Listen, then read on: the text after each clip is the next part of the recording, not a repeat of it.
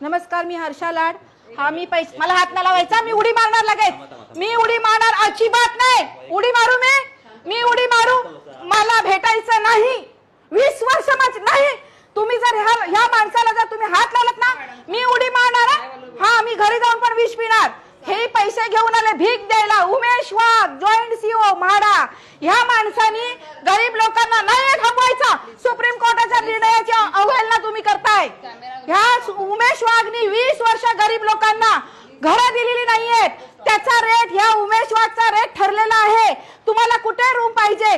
ह्या उमेश वाघनी म्हाडामध्ये, बँड्रामध्ये, म्हाडाच्या इथे एजंट पाळलेले आहेत. कुठे रूम पाहिजे? 1 लाख, 2 लाख, 3 लाख, 10 लाखापर्यंत ह्या उमेश वाघ सीएची पैसे द्यायची एक रक्कम एजंट कडून ठरलेली आहे.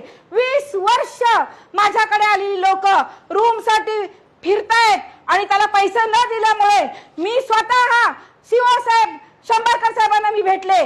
त्यांच्याकडे जाऊन काम नाही झालं. मी आंदोलन घेतला कालपासून, तरी सुद्धा मला कोणी विचारलं नाही. आज मी श्रीमान उपमुख्यमंत्री एकनाथ शिंदे साहेबांच्या पीएशी बोलले. ही भीक घे उमेश वाघ, भीक घे. तुझ्या बायका पोरांना कपडे घे.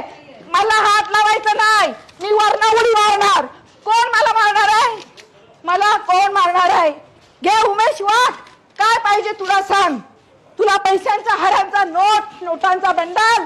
उमेश वाघ, भीक घे. गरीब लोकांच्या टाळूवरचं लोणी खा. 10-10 लाख रुपये देतात त्यांना रूम. तुमच्या सगळ्या भ्रष्टाचाराचा भांडाफोड, सामूहिक आत्महत्या आता सगळ्या महिला करणार. त्या दिवशी 3 तारखेलाच, 27 तारखेला एक महिला उडी मारणार होती 3ऱ्या माळ्यावरून. मी थांबवलं. त्यांना सांगून नाही पटत आहे. घे उमेश वाघ, तुला काय पैसे पाहिजेत? तुला किती पैसे पाहिजेत? घे, देते तुला. घे. मुख्यमंत्री साहेब, जर एकनाथ शिंदेजी, जर तुम्ही आज नाही सांडवलत ना, हे थांबवणार नाही मुख्यमंत्री साहेब, कोणीच थांबवणार नाही. कॅमेरा सुप्रीम कोर्टाचा निर्णय आहे. मला अटक करा कायदेशीर. मला माझा कॅमेरा बंद केला. माझे पुरावे